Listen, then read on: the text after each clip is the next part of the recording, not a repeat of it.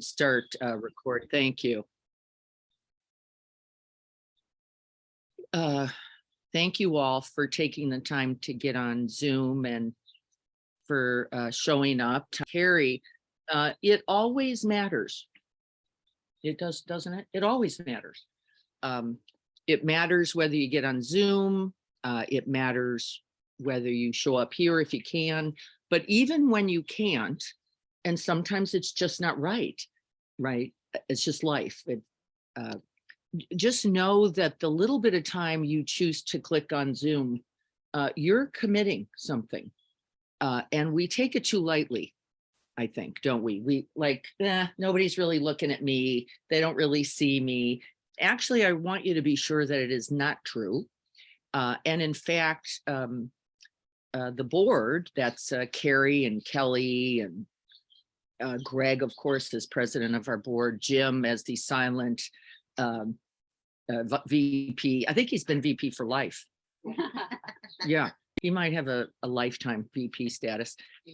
Leanne, Lisa, they notice too when you're not here. And so just know that it's not like we didn't notice.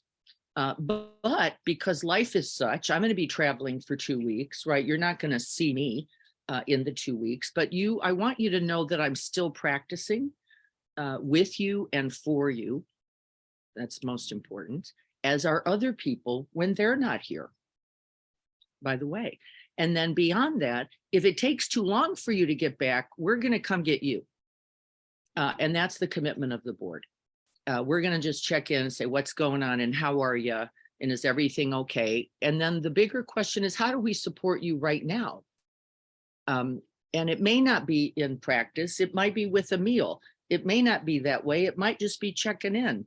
It may not be that way. It might just be nice email. Thanks. Just good to know that you guys are there. Right. So just know that you are an essential part of this. So today, because we're outside, I wanted to do a sound meditation. Yeah, right. We like sound a lot, right? Especially outside, right? When you're inside, you hear things like footsteps, dogs pawing at the door, right? Things clicking and clanking and beeping. It can be somewhat annoying. If you were at my house earlier, you would have heard the ring light go over, crash into the table, knock over the creams, which knocked over the coffees, which knocked over the computer. Right. So there's some advantage to being in a space that at least begins, I will say. I don't know if in the long run that's so important, but at least begins with a little bit of contact with silence. And we did a practice with silence earlier, right, this week. This is like how you could think of that as retreat or refuge quality, right, of mind. We all need a little help there. So if you know your family's crazy that day, if you know the dog's going nuts, if you know, you might need just a little bit of space. And we were laughing today about being in the car, weren't we, Kelly? Because I sometimes have clients when I'm on Zoom who go to the car to do therapy. Yeah. But by the way, I think it's as wise to go to the car to do practice. And then there's Cornish, that hill there, and right, just in your own driveway where the beeping, the vibrating, the is not quite as activating. I think I'll use that. You know what I mean when I not. When you're in the house, for some reason, every beep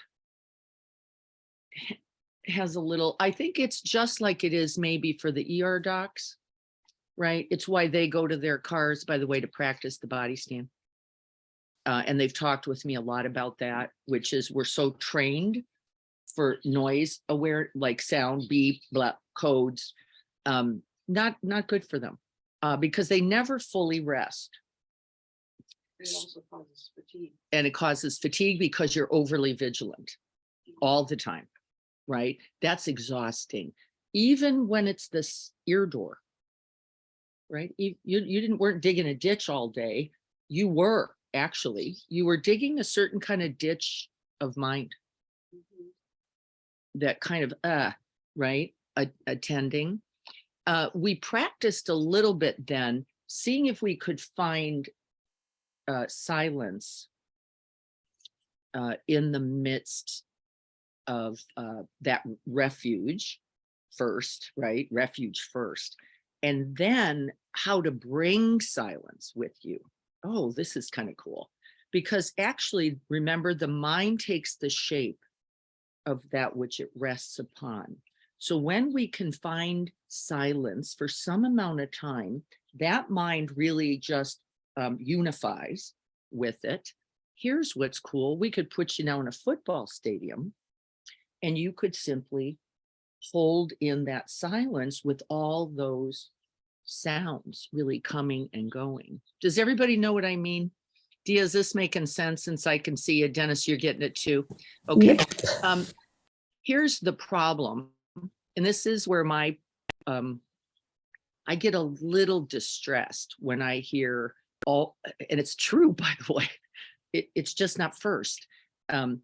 When the Advaita tradition says just be in it, just be. Well, it's right, because it's always there, except this mind, without some training, without some path, without some practice, right, has a damn hard time finding it. It doesn't mean it's not there. It is true. I don't think it's reasonable to go just land there. I think practice, right?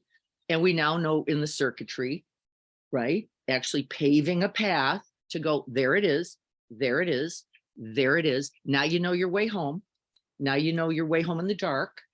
Now you know your way home in the blizzard. Now you know, right? You get what I'm saying. So this is why I'm asking for that 60 breath minimum a day. If we don't keep paving that, and again, we'll use both the metaphor of a road or path, commonly used, right, in most traditions, right, this idea of path and practice. If we don't do that some amount of time every day, I don't know how to find your way home. And the home is stillness, isn't it? The home is silence. The home, your true home, is right, vast, boundless, open space presence. And we know this, really, don't we? You can just feel the vibration of the truth of that. And so we're going to practice in silence today. One of the best traditions, I will say, and this is where I think the Zen tradition has really done beautiful work. The Zen tradition abides in silence always. Their practice is in silence. They don't guide. The bell, ding, done. You're just in it. You're in it.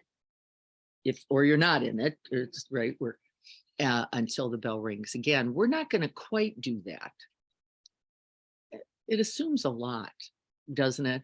By the way, for those who practice with stillness silence regularly, I think it works great.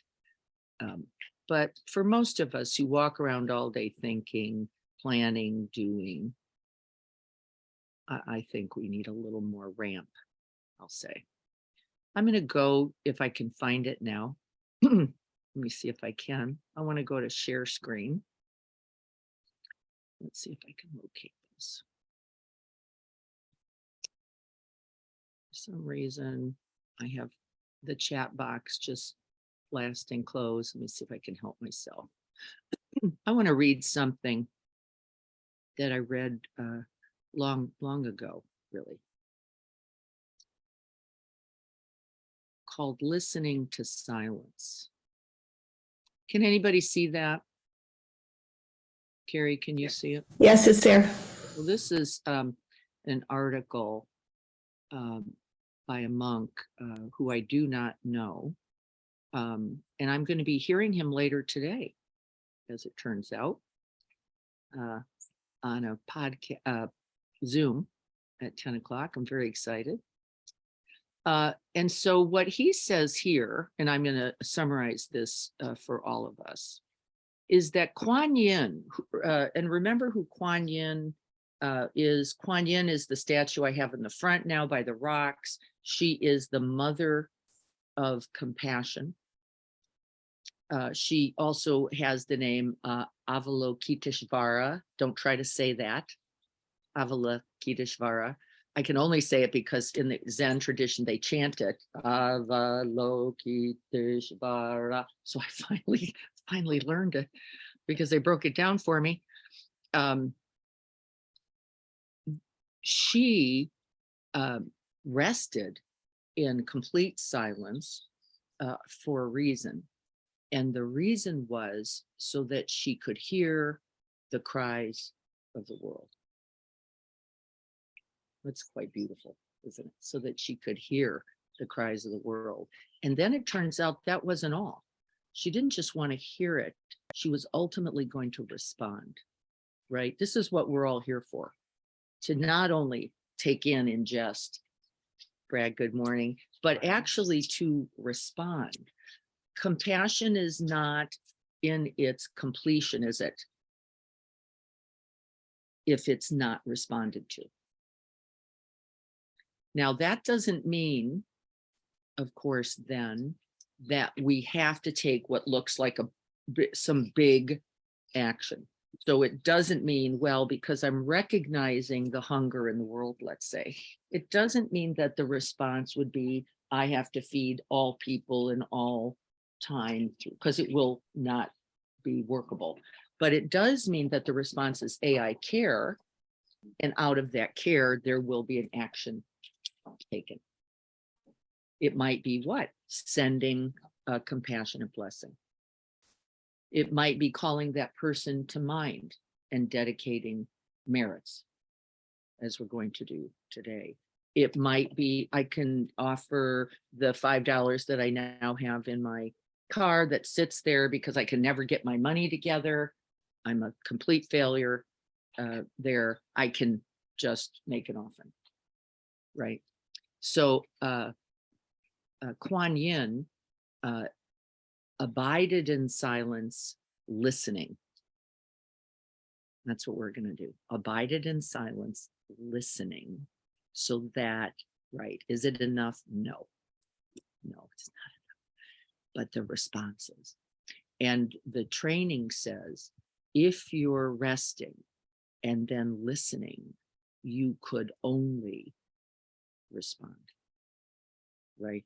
That there would be no way you could turn the other direction. It's naturally arising capacity. We get in our own way with this, and the way we get in our own way is to do what? What is the way we climb right in our own way with this? What do? We diminish the response. That's what we do. Like that fast to go, $5, really? Is it going to change a life? Yes. Actually, blessings, really? I don't know. She still has this, she still had the surgery. She still, right, is in pain. No, not true. Not true. In fact, as I was telling you about my friend Sharon, who we dedicated, she was one of the names we dedicated our practice to on Tuesday when she had her surgery, very significant surgery. She wrote back and said, oh my God, a whole community, right, dedicating their blessings to me, right? I want her to know that, don't I? You want your person, and we want each other to know this. So we have to rest in that silence first. And here's what this monk had to say. I entered into the stream of the self nature, of hearing. I'm going to ask you what that means. Self nature of hearing. and thereby eliminated the sound of what was heard. When I proceeded from this inner stillness, both sounds and silence ceased to arise. Advancing in this way, both hearing and what was heard melted away and disappeared. When hearing and what is heard are both forgotten, I will not use that word. The sense of hearing leaves no impression in the mind. Okay, what? What? Like what? This is all it means. That hearing, when we finally place our attention in silence, simply becomes a part of the experiencing. No sound separate from, right, this moment. No ear, no, right? It's just arising and passing, quality of mind, right? It's not sound over there, me over here, I've got to do, right? And so that we unify is the word, the mind, so that all objects, remember what I said last time? I said all objects are no longer separate. There's no separate from anything. There's just the arising experience, self nature, the arising experience. You could call it things like wet, just wet, without language, without. So this is a hard idea. Look at how complicated it can feel. Watch how easy it is, though, to practice. And so we're going to do that. So get prepared for sitting.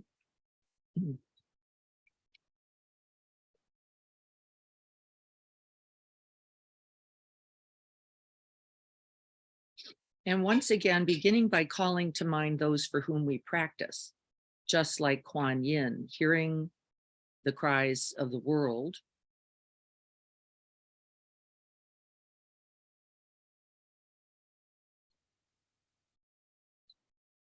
and be watchful of the mind that gets right in, the veil of the mind that climbs right in going, I got to do something. What am I going to do? How am I going to do it?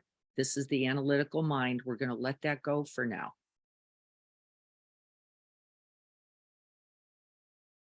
Sitting like Kuan Yin, the mother of compassion.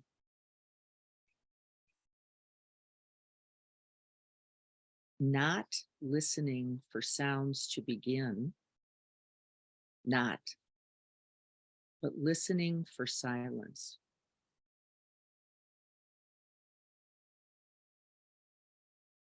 May this practice be a benefit to all beings everywhere without exception, and those special ones called to mind.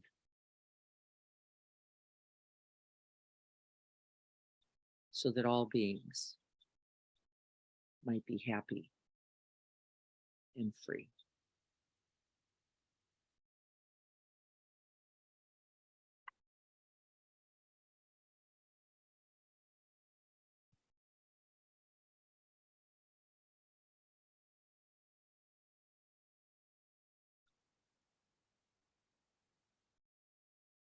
And so be watchful also of perceiving silence as only a quality of the ear door.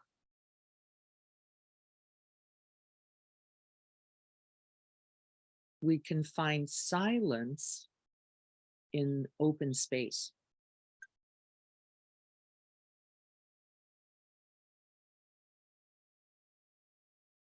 Silence abides in non-clinging, where we do not attach a self, an I, a mine.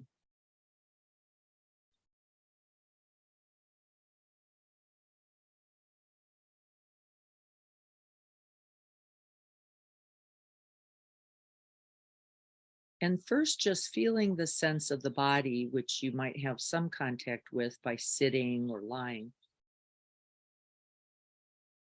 We can begin by juxtaposing this sense of solid body, right? The perception of solid body, it's not true. And space.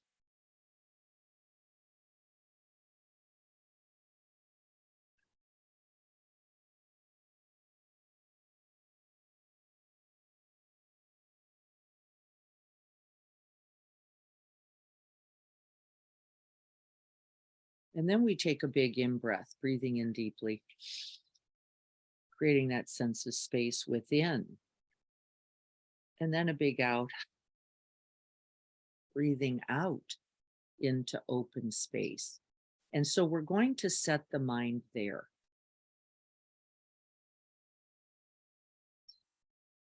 Breathing into open space and silence within, breathing out.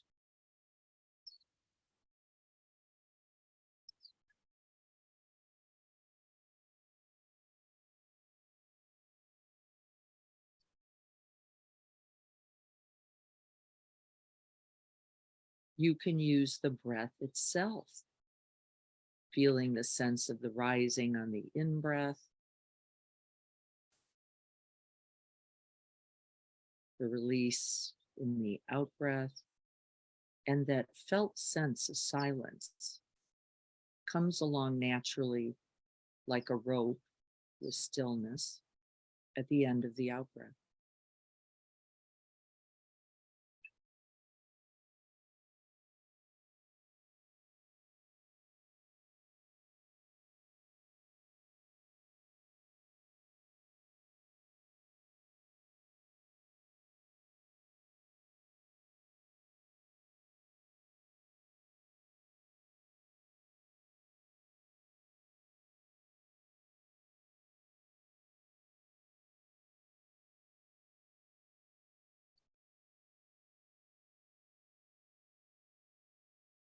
The beginning and the end of the breath.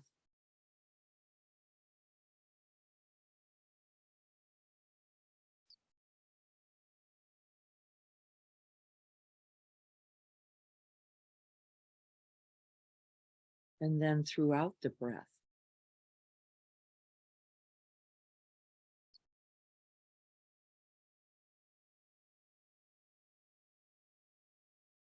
the all pervading nature of silence abides. It's everywhere.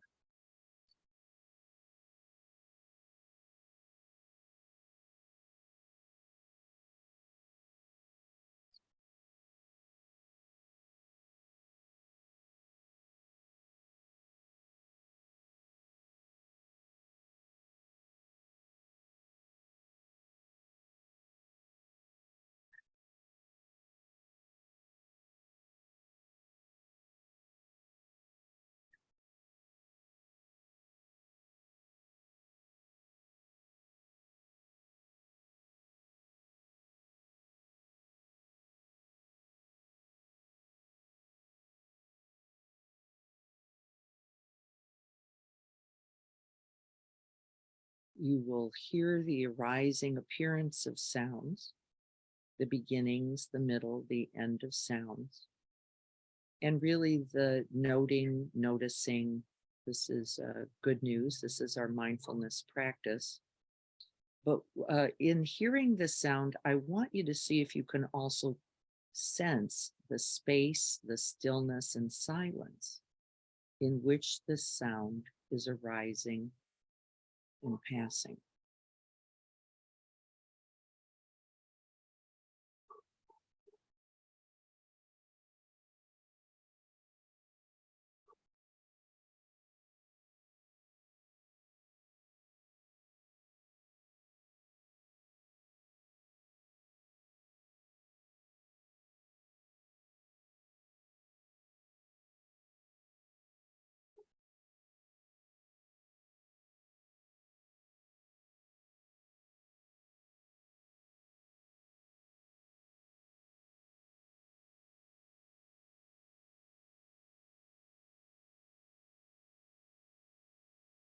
The breath itself arising from silence, abiding in silence, resting in silence.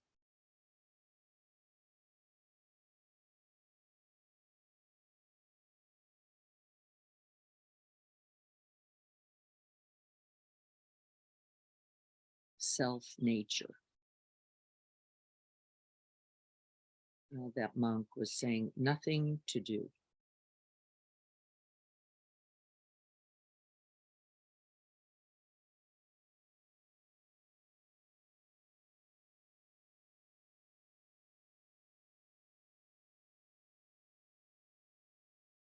And in fact, what you'll notice is the minute you get into the idea of doing, tasking, listening, hearing, problem.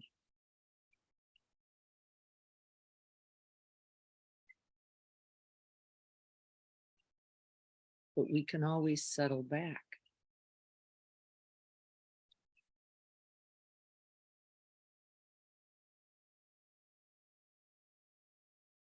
Begin again.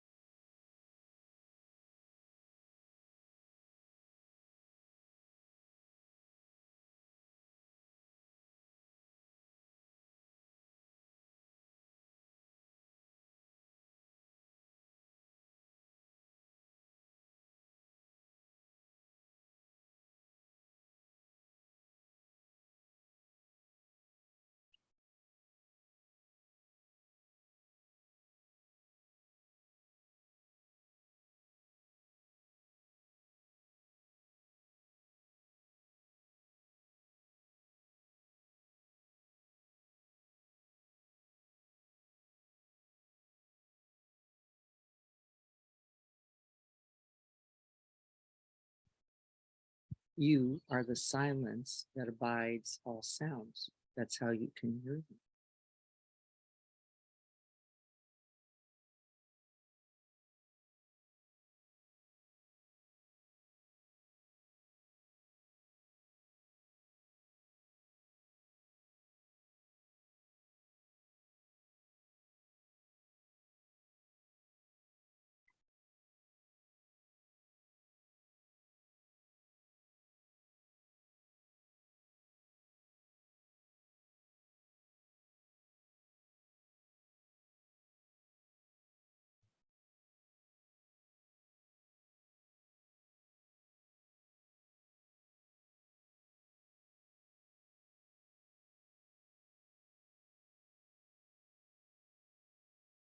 There is no turning of the mind towards sound. There is the abiding, the unmoving awareness, the large field, boundless, of silence, open.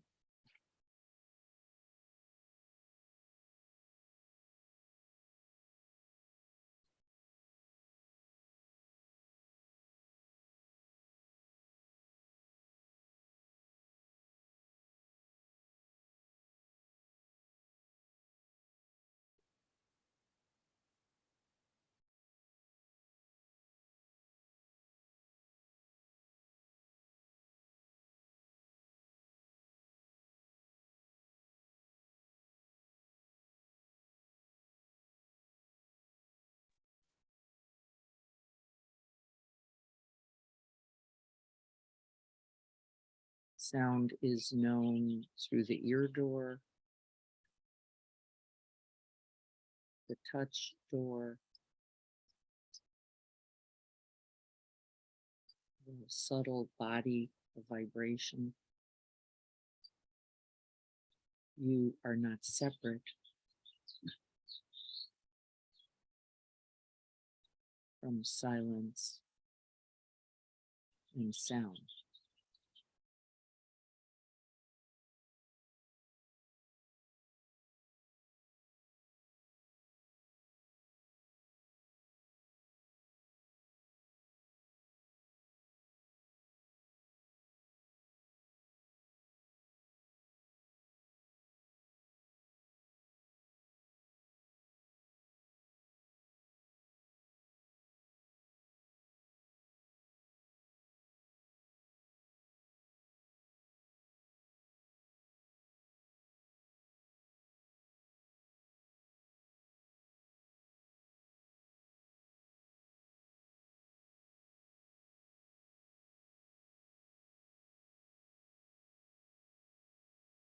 See if you can sense that whole mind body response.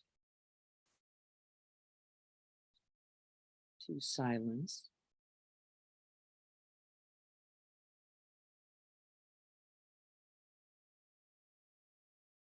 and sound.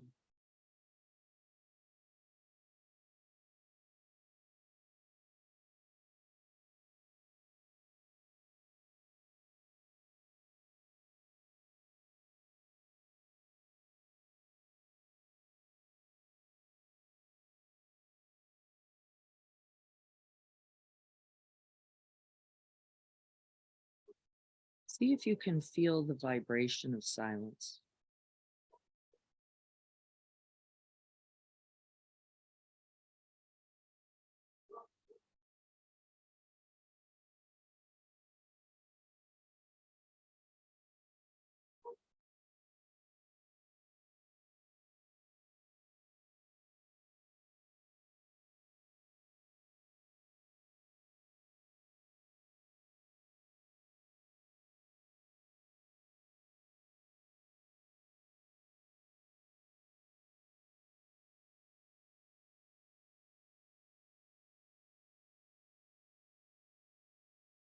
Can you rest the mind there?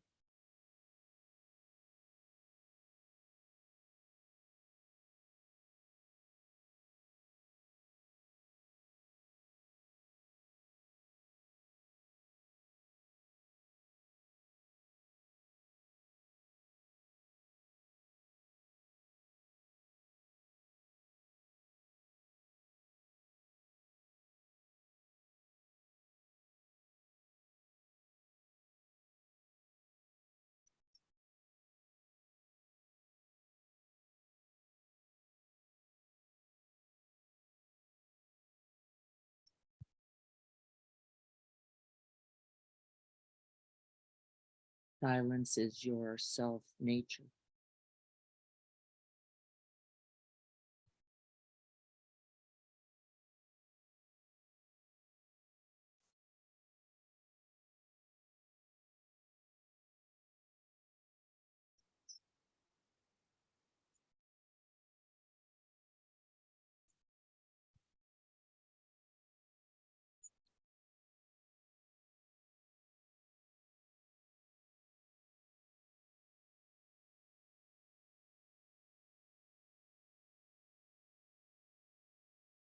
As we rest in silence, you will begin to notice that all sounds then are even more vivid. Not by turning towards sound, but by abiding in silence.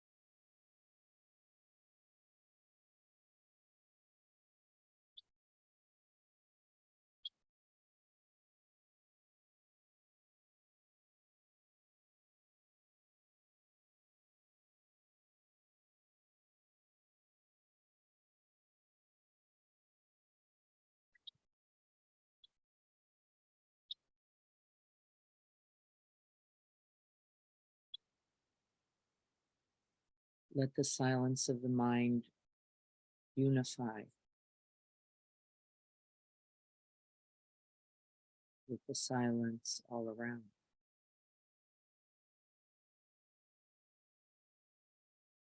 One silence.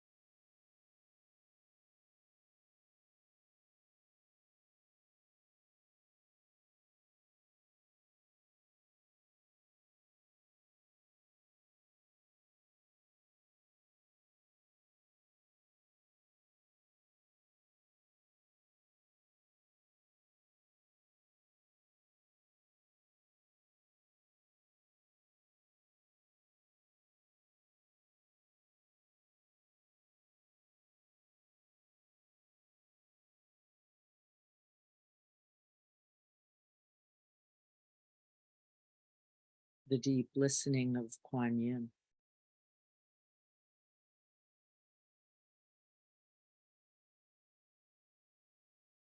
Who hears the cries of the whole of the world.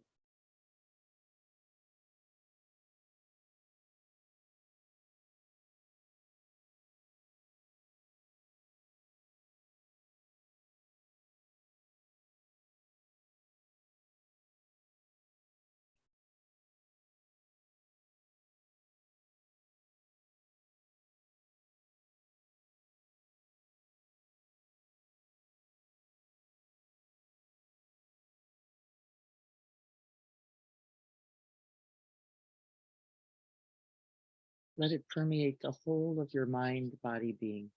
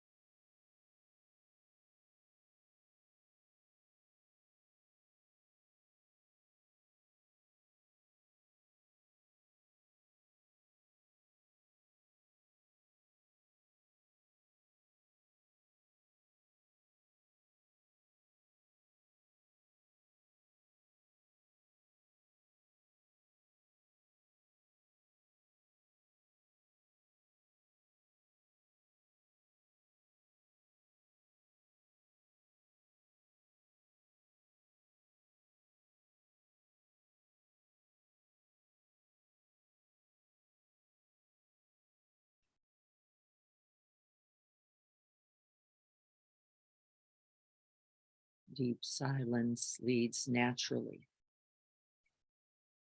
to deep listening.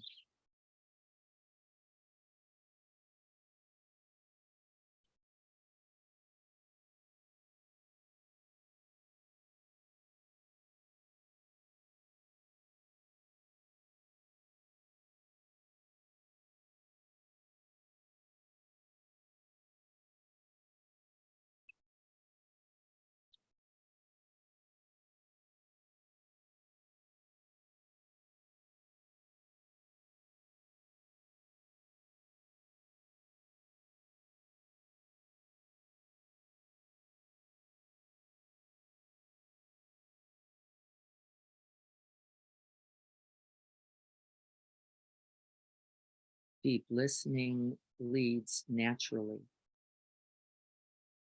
to deep compassion.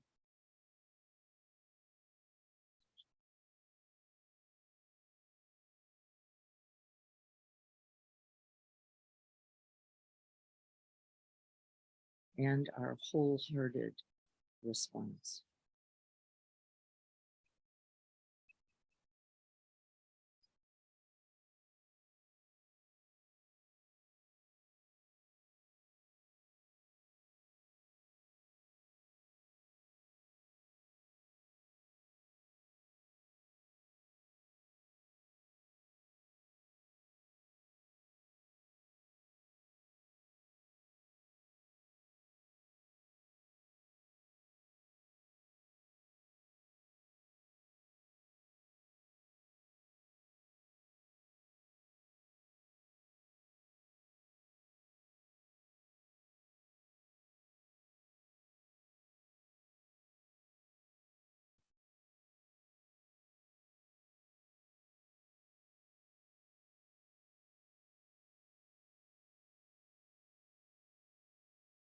We do not respond to the sounds that are only external.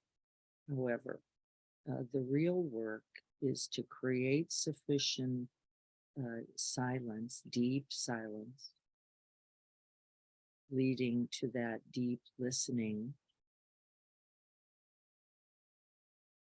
and then to the deep, compassionate response of our own hearts to our own internal sounds, thoughts, emotions, sensations.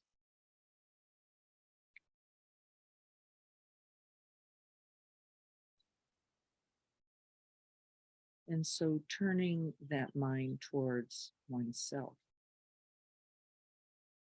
the mind of deep silence.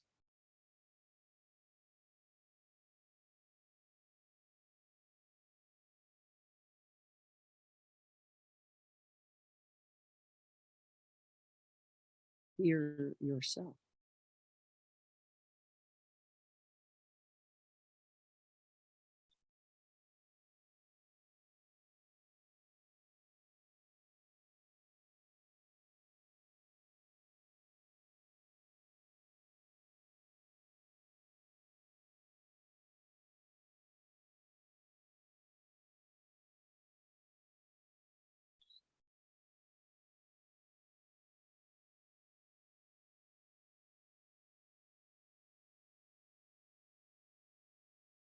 Thoughts about sounds, thoughts about thoughts, all arising and passing in that deep silence.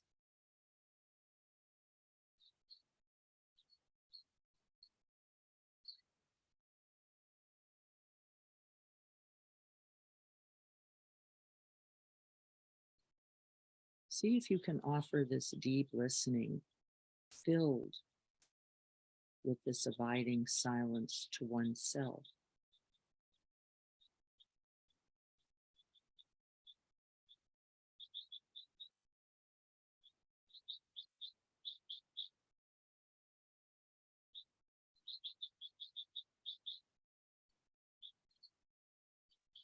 Breathing it in and out.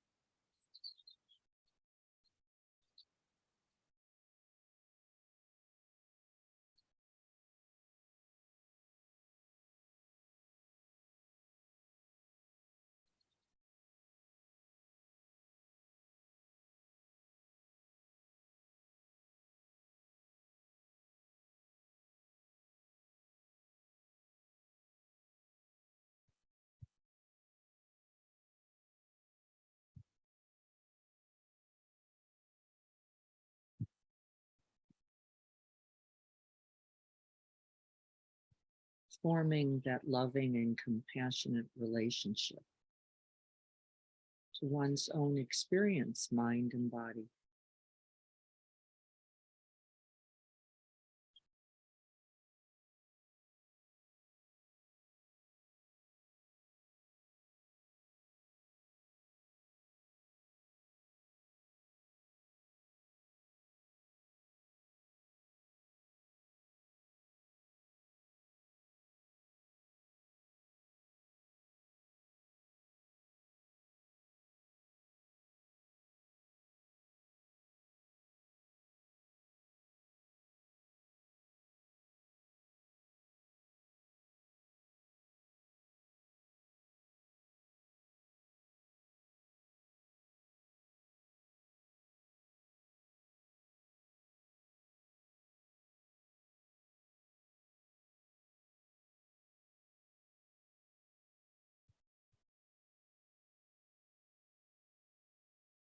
Within deep silence, we pick up the subtlest vibration and movement of mind.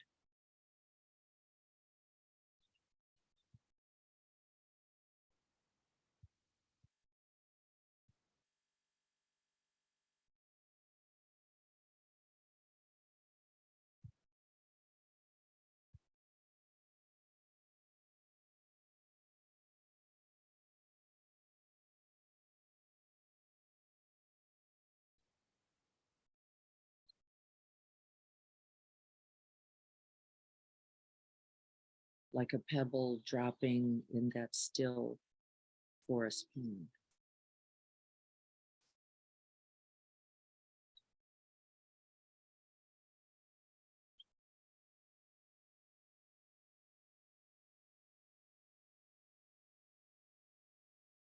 Knowing how you are.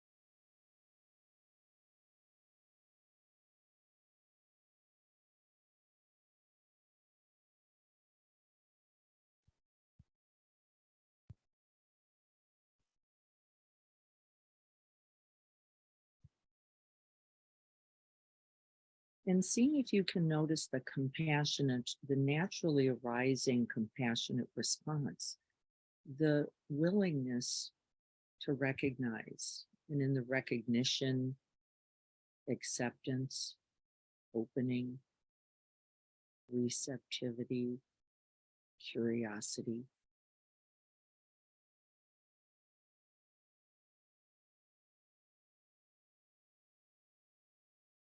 And then the willingness not only to check in, but to stay and to move closer. This is compassion.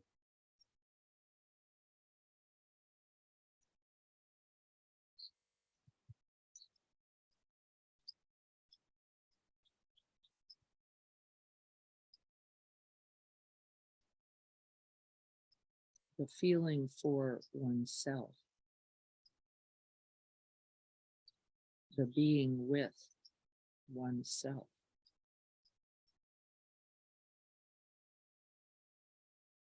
The bearing witness, right from that deep listening.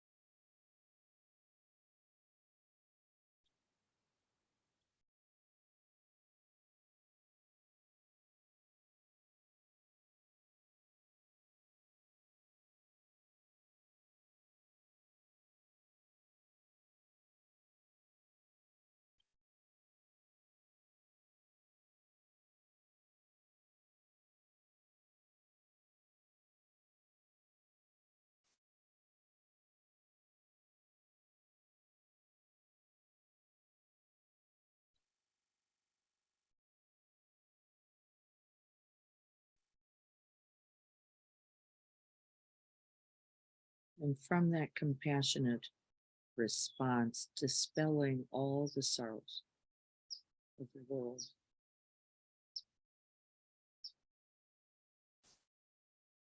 Just this one moment.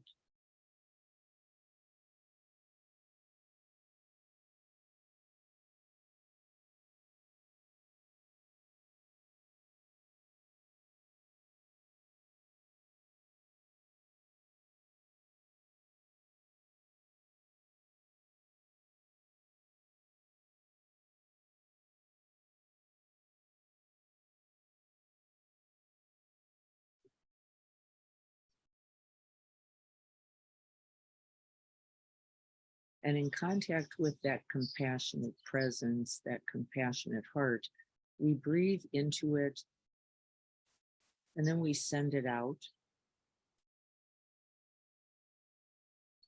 Or we breathe in and offer to ourselves.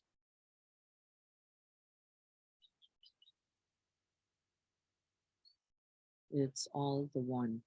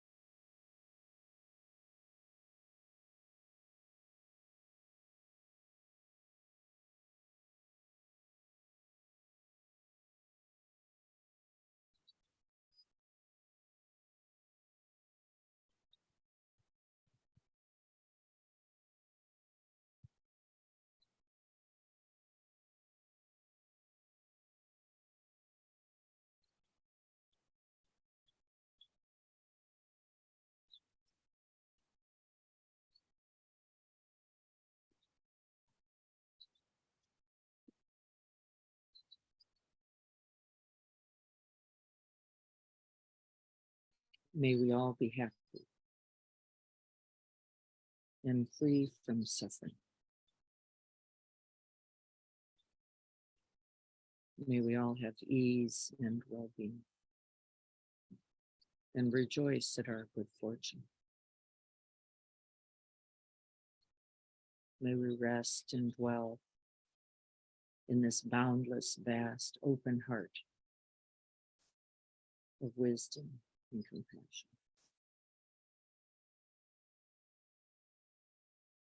Healing the world and oneself.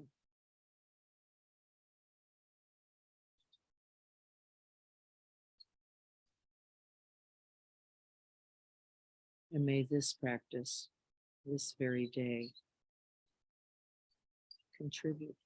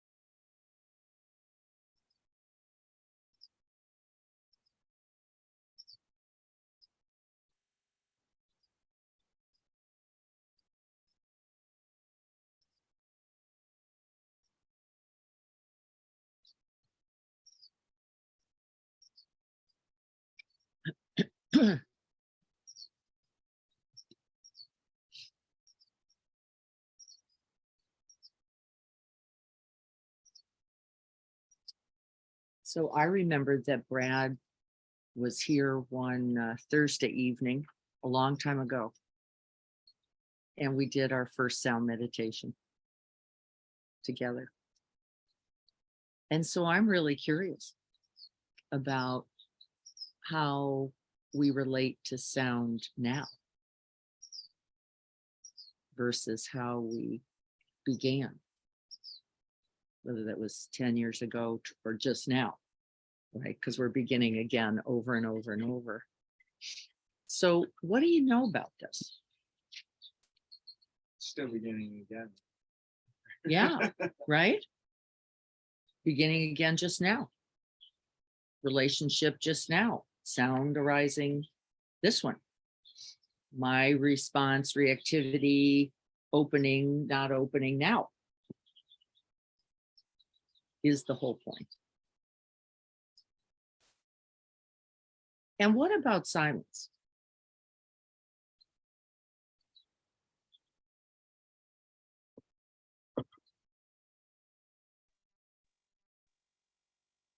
I need Always it there in my day. and can make contact with it sometimes, right? Yeah, I think the cue you gave, which actually probably was the thing I kept looping on and needed to let go of. I can't forget that. Resting in the vibration of silence. I was like, because I was like, that's good. And then I was just, so I turned it from an actual, or turn it, I shifted from more of a, and in years past, it's funny because this would drove me nuts, all this back here, and I just, it was nothing. Right. It's like, Is that right? Isn't that right? Yeah. Brad is saying a couple things. One is that he was able to really respond to the instruction to open to the vibration of silence. Open to the vibration of silence. And also there's a sander or something, there's construction happening here around us. And he is saying, as I also experienced it, even jackhammering happening, that this would have once driven us all crazy. And could you just allow the vibration? Could you just feel its bodily experience? It isn't even just ear door at all, is it? You like, I felt like somebody was sanding my breastplate. That's literally what it felt like to me, like. And what was interesting about that wasn't the experience, it was what it was, but my I'm gonna eat. ability to then to allow. I was like, there that is. And then to respond. Like, could I feel for myself in that jangle. Right? I did feel it was a nervous system, like little happening up here. I don't have thoughts about the sound, by the way. It was just the experience. That's what they mean by self nature, that there is that experience. We don't have to add narrative. Sound is good, sound is bad. This is too much sound. It's not enough sound. Oh, I love the sound. Oh, I hate the sound. Really, this is all noise of a kind that we don't need. And in fact, can you see how it gets in the way then of just experiencing sound? Well, that's no problem, then, Brad said. No problem. And then interestingly, the liking or not liking isn't even a problem, is it? Because I don't buy into that as me. The jangle was the jangle. I didn't really make it something about me. I just went, whoa, interesting. Central nervous system, like going, right? Didn't really have a thought about that. Had an experience. Didn't really get lost in, if only it were less noisy, if only it weren't, right? It was just not only a mental experience, hearing arising, right? Mind greeting that, and then its response, first in hearing, but also what? The whole body is And really that's, there. I think, the deeper level of silence Uh-huh. that we have access to that's more important is that felt sense of diving in. Yeah. The visual in my mind is the diving in underneath that. Yeah. To settle into the whole felt sense, hearing, felt, Yes. all sense doors Yes, deeper than that. that's right. Because hearing by its nature, right? If we grab onto hearing, there's a self in there, right? It's very easy, not just by hear, but that me hearing, or right, I'm listening, or I was trying to get us unhooked from all that stuff that we tend to do with that. And then also remember the liking, not liking, wanting, not wanting nature of mind, that, by the way, can also arise from a depth. In silence, in stillness, I can like it or not like it. It's not even really the point either. And it's not the problem, is it? See, there's no thought by its nature. That's a problem. There's no sound by its nature. There's no self, said the monk, by its nature that struggles.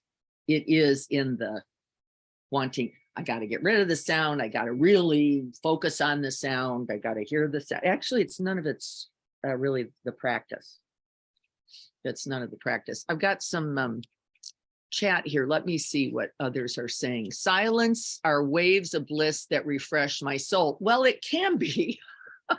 Here's the problem. Once you decide it's bliss, you have set yourself up slightly, Dennis, for the other thing. Because where there is bliss, I'm going to use that word, there is not bliss. Does anybody have another way of saying that? There's something that then intrudes on that bliss. Yeah. Now we've created a state or a quality. And that's why this monk used this funny word that we didn't get before called self-nature. Right? It was weird, right? Like, what? What does that mean? Right? And not that it isn't blissful as we abide, but we also have to be ready for what? Not blissful there from there. Not blissful from there. What, right? So, right? Yes, is it true that everything in its arising is radiant, brilliant, and perfect? Well, technically, and not mostly, but it's not because it's not true. It's because we, right? That experiencing of that is beyond them, they say. Opinion, preference, would be another word. Somebody help me out here. Beyond good, bad, beyond fabulous, right? Everything, I guess, then would be blissful, including the Zoom light crashing into the coffee. Right. An opening to that. So we just want to be watchful. We want to be watchful of anything that sets up a good bad. That's all. Doesn't mean we can't use those words, but I want to be careful about them because then we construct a not blissful. And I think in a way that can jam us. Yogananda, listen, listen, listen to my heart song. Yes. Listen, listen, listen to my heart song. As long as we're willing to listen to the whole song. There again, the whole song is fuck this. I don't like it. I didn't want that. Can we listen to that? Can we respond with the same compassionate presence? Yes. But what does it take? Well, we better watch for these, right? We've got to watch for that, because I noticed my heart song is often not singing the same song that somebody else wanted me to sing. I happen to be catching that. By the way, it is my heart song. Nobody's clapping, just saying. I did fine. Yesterday I pinched my finger in the composter thing. I was trying to spin it and I caught it, and that's where the metal is. But it doesn't, I don't think about it at all. It doesn't hurt normally. But when we were sitting in silence, I guess my mind was looking for things to focus on. So suddenly it started to throb. Mhm. And that, I guess I was just like paying attention, which I think that's probably what you actually was happening. When we open the whole mind body door, the subtle vibrations will arise. And then you go, wait a minute, I was able to avoid that thing with distraction, life, tasking, that's a low level, but really in its depth, there it is. I wouldn't have caught that sandpaper on my chest had I just been walking around picking up the blankets. That's interesting. There was a lot of things going on. Which again, we talked joke when you opened about the beginning again, because it doesn't, even when you get to start to access the deeper levels of felt open door, all sense silence. Me and the birds are still like, oh man, freaking birds and the raindrops, like this is epic. Wait, Yes. don't do that. The season's gonna start. That would be bummed. Dennis Brad was doing a little epic. We're sitting here in the raindrops with and by the way, did anybody catch when I said the vibrations will get louder or by appearance? By appearance, only because in the still water, the subtler vibrations are now, right? And so then it feels like, wee, wow, this is every raindrop. Now, bang, right? It's like a cymbal clanging. And we have to be careful, right? Because we like that one. What about the one we don't like? Bang. Called your partner's shitty tone. What about that one? How blissful is that? As blissful. Really, I'm not joking. I really mean this. As blissful from that part of mine. From that part of mine. But really, what the training says, let's establish that, and then all things abide. Throbbing, sandpaper, right, murderous thoughts, loving, right, and we can hold it lovingly. We hold the whole thing. Say. You would no distinction. That's the sutta. No distinction. Just aware. The distinction only is in preference, not in awareness, right? Awareness greets all things. It greets all things openly, greets all things, right? It's only us in the, right? Hey, That Di. sandpaper feeling wasn't a preference. It was just an experiencing. Could I just know that? Yeah. Did I have to get rid of it? Not at all. No.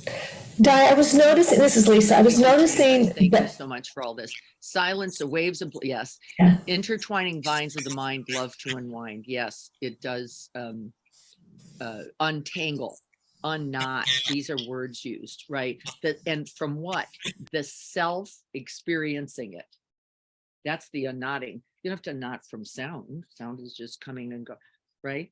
You just from the self in its grabbing, clinging, pushing. Can I open something there? Deep in the water is the crackling. Yes, I think it is recognition and not analysis. This has been helpful. Yes, recognition is not the same as analysis. There is no operationalizing. There is simply whole mind body experiencing.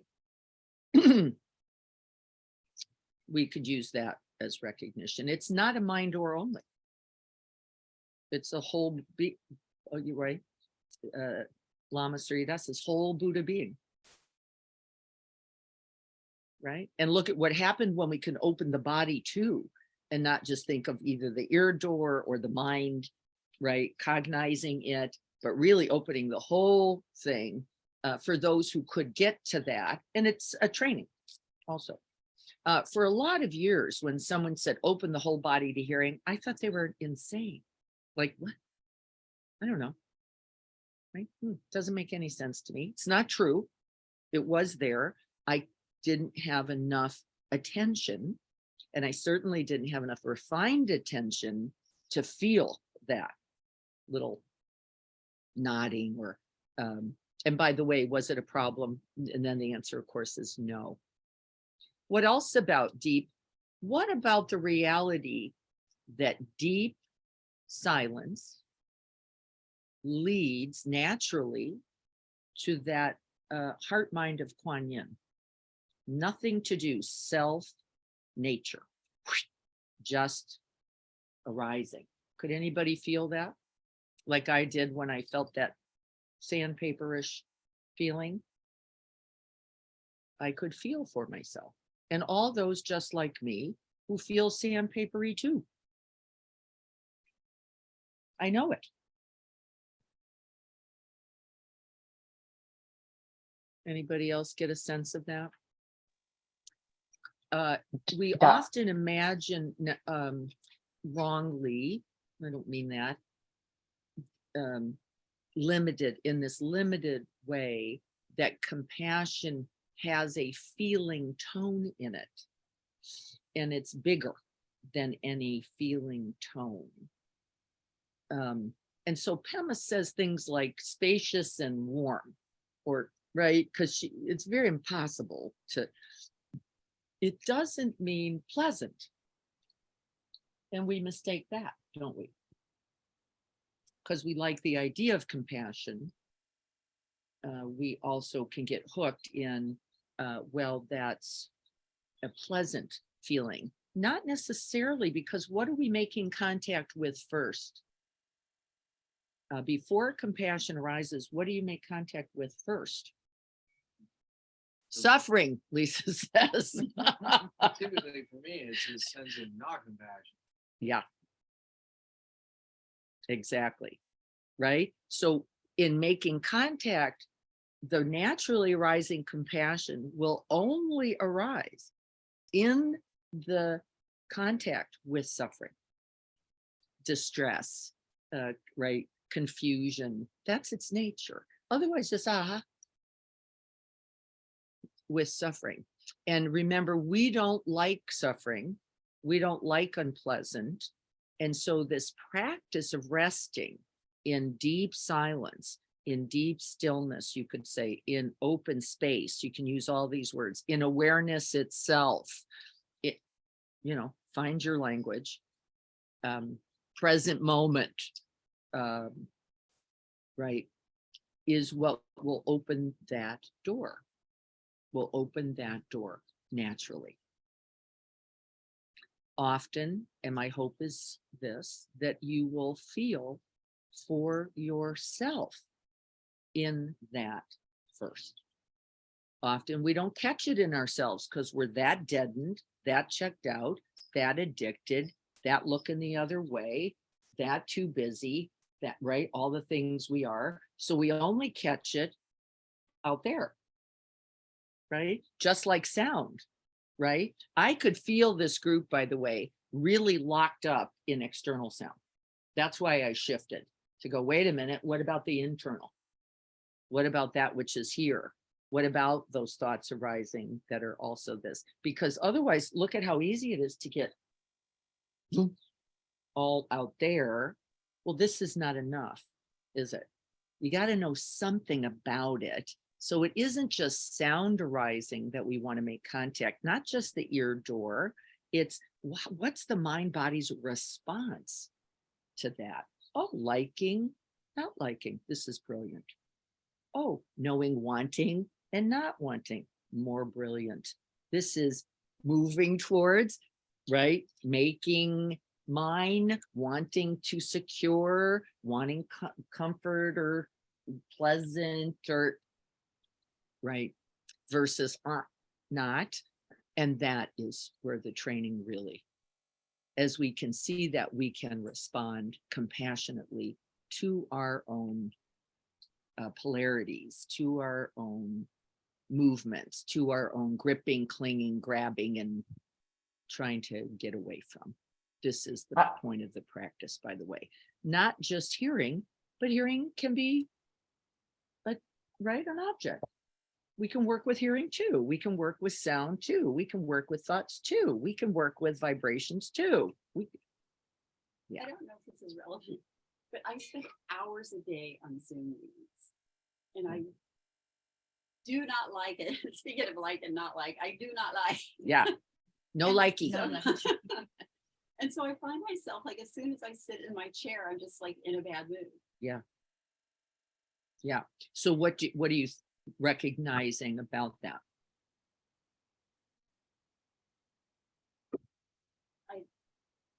Try to remember the practice of not clinging to like and not like. Well, recognizing it at least. That's Recognizing, good. You're catching it. So once you recognize, here I am getting ready for this Zoom call. I don't like them all. I sit down now. I'm noticing the not liking narrative. Mhm. Like this is going to be the same old crap. We're going to go do this one more day. And then, so you recognize that. Mhm. And then what? Sometimes I kind of tune out to what's happening in the meeting. Is that a response or is that just an autopilot? Autopilot? Autopilot check out on the languaging, check out on the noise, right? Like, rah, I don't want that. Mhm. What are you really trying to get away from? But they're not like, yeah. Yeah, the not liking, because right, it's unpleasant. We get knotted in the belly or right, I don't want to do this kind of thing. Who wants to sit in that? Mhm. I wouldn't either. The sounds, remember, as we relate from deep silence, is just sound. There's no problem inherent there. So in that response, who would want to sit there Mhm. in that? And then what could I offer myself, recognizing the distress of this? Well, one's the narrative. This is going to be another shitty day on Zoom all day. So we have to catch that, right? Noticing I've already set my day by going, "Rah, it's going to be that." How do I recognize, wait a minute, how can I just be with this? And it may not be important for you, right? There may be Zoom meetings where you go, I'm going to choose to do my balance my checkbook during this thing, because really this is not particularly relevant to me. It's not the best use of my attention or energy. A lot of it's just right tasking. Yeah. Not so. How can I make this beneficial, both for me who's sitting here, and then you may choose not to sit even, Mhm. right? Like even the very sitting for so long. Yeah. Stand up and. Yeah, may not be Around a little good bit. for you. May not be good for you. Or finding a place to be where I can be in, right, a certain available presence. So look at all the ways once you allow the experience, right, without the narrative, you will of course find whatever that is. either like I'm going to open attention a little bit to see if there's not something else here. Nope. Rotary meetings happen to be that for me, folks. 90% of that meeting, I'm going like, why? Why am I sitting here? Why? I love what they do. I'm 100% committed to what they do. John Van Cleef, by the way, was on yesterday. Love the guy. Loved Kelly was there and Robin was there, right? Amazing. It was terrific, but I don't care about the number. I don't care. I don't care. So really, how do I look on purpose for what's about this is of benefit? What about this is of benefit? Well, ending polio is of benefit. Do I care about those numbers? Actually, I do care that we're ending polio though, right? So I kind of sit in that going, this is good. That's good. Ending polio is good. The numbers, but you know, like, can my heart open to that? And you will find your way, but first, what? Greet it with that stillness and silence. I think what I try to do, I don't know if this is appropriate or not, but when those types of situations happen, be it with the client, be it at an A meeting, whatever it is. And I'm Yeah. talking about, okay. Yeah. It's like, but maybe not. What's the one thing? That's right. What's the one thing I can take that won't be available to me if I'm sitting in my Yeah. here we go again Habit mind. type of thing. Yeah. That's right. And then the goal, without too much efforting, and I can see where this can get problematic, but then the goal becomes, what's the one thing I can take away from this? Yeah. Well, must be a benefit because you're there. Or it's right to ask the question, is this of greatest benefit? I don't think those questions are wrong at all. I think recognizing is the key to go, is Rotary still valuable to me? It is. There's no question about that. Do I love those meetings? I don't. I'm not going to start loving them tomorrow either. Am I willing to work with that based on the good done? Yes. Is it all about my preference? Well, not at all. And do I recognize my preference as preference? I do. Right? And sitting, I don't know. A lot of sitting may not be best for deep listening. Mhm. Probably not. Is it staying in one position? Probably not really workable. And I don't think it's a bad question to go, is this it? Should I be in this thing? Is this meeting really, is there something for consistent with value, consistent with purpose, consistent with, and actually most of the answers probably yes. Does every moment have to be something I like? No. It's crazy. But can I make it useful? I think that's a really nice question, and not do harm to oneself. I think because we tend to, I think it's static, you know, like, I just got to sit here again, and not so helpful. Dennis, being with 4, 5, and 6-year-olds, yeah, that opens a lot of doors to just being here now, right? That is a true blessing, Dennis. We're glad you're there doing that. They're benefiting, and so are you, and so are we. Yep, and then you get pink eye. Exactly right. Don't you? And then your back hurts a little bit because you sat through 4 meetings. And then, right, it's recognizing a certain wear is also a kindness. Right, we're almost out of time. I Di, want us to be careful about the idea that silence is absent sound. Can I end with that? Be watchful of this idea that silence is absent sound. It's never true. Silence abides all sound. It's a different idea. Awareness holds all sound. Sounds we like and sounds we don't like. Situations we prefer, the ones we don't, right? No problem. The recognition itself is the beginning, and then greeting it from that place of silence and stillness is going to allow an appropriate response. whatever that is. Stay with Rotary, for example, or not stay with Rotary. Only go to half the meetings.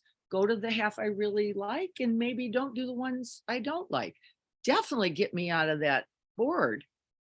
Get me off the board there, because what are we doing? Nothing but talking about numbers that I don't, right? And by the way, is it valuable still? 100%. Can I make those distinctions? And then what? Act skillfully. Act skillfully, right? And of benefit to me and others. So I am going to be leaving for Tulum, Mexico tomorrow morning. Yay. I think we have the date is the 14th.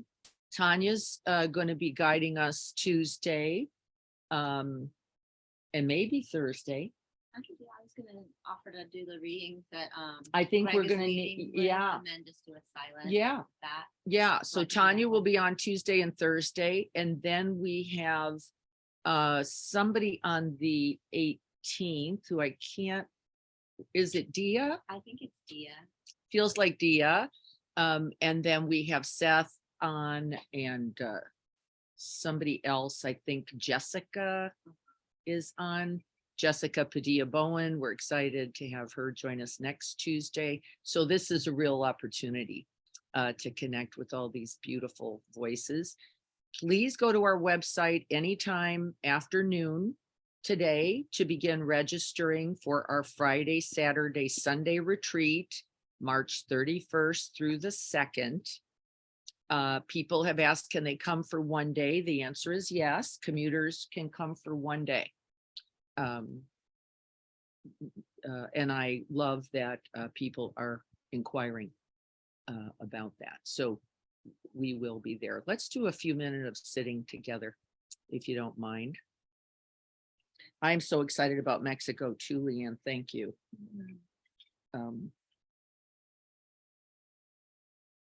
So let's just see if we can't come back into the body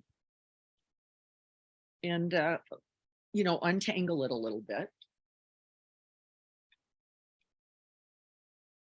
Get out of the habit body and set the body. Receptive, open, curious. Look at the qualities we bring just by establishing our posture. Non-judgmental, non-striving, back just a little.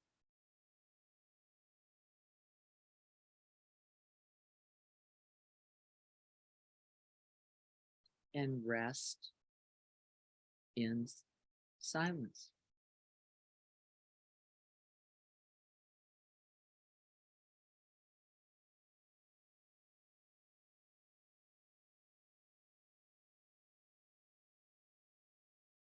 Notice how you can access it more easily now.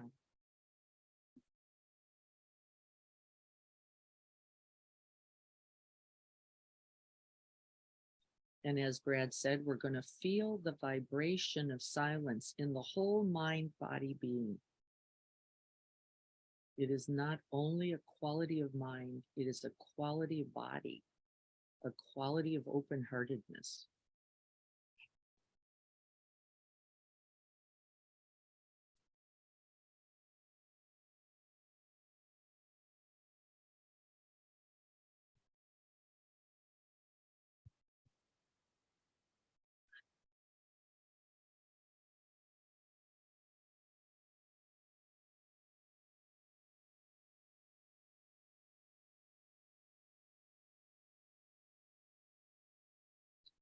May we gather together all the merits, the blessings, and the benefits of our practice this morning. And then all practice throughout all time, coming from all directions, all traditions, all past, present, and future. Gathering it here and offering it to that special one, calling that person by name. Sharon,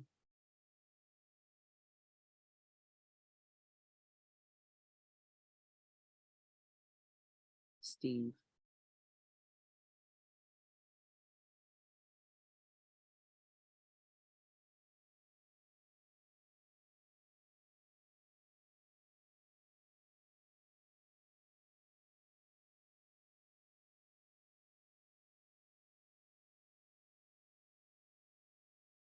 And then breathing in deeply, touching into that deep compassion available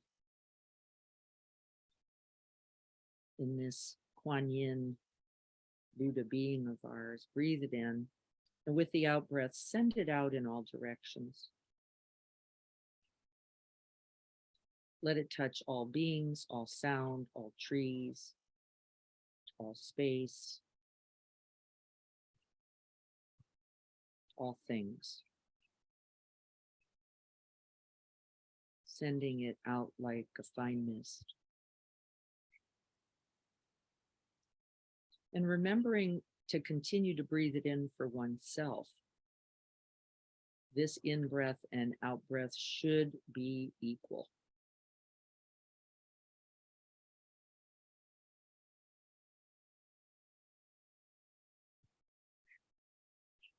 May we all have happiness and the causes for happiness.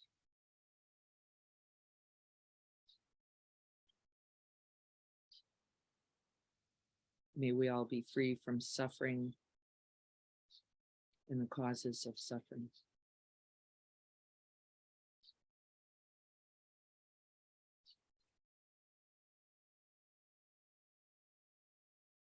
May we all rejoice and be glad for this precious human life and our good fortune, and wish and offer this good fortune to others.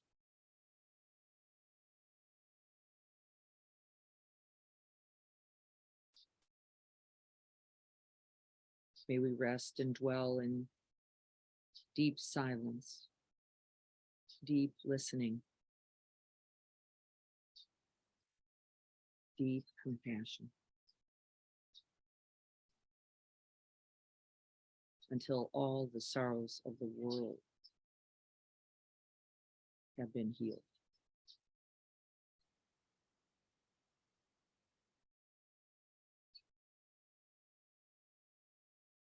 And may this practice contribute that it be so, and may it continue.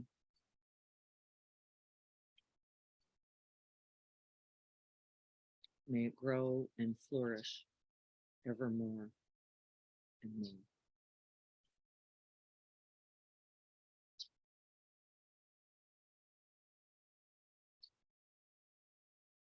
So be it.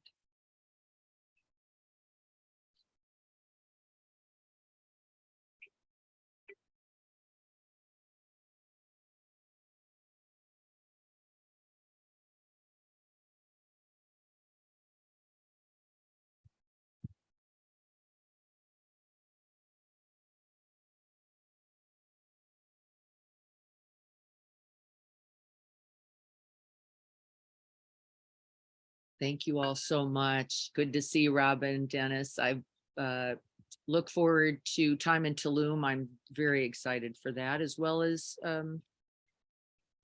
feeling a wonderful thank you all. It will be my goal to be safe as well. To the extent that I can do anything about that, I'm all there. I'm all there. Everyone be well. Look forward to seeing you on I'll be back on Thursday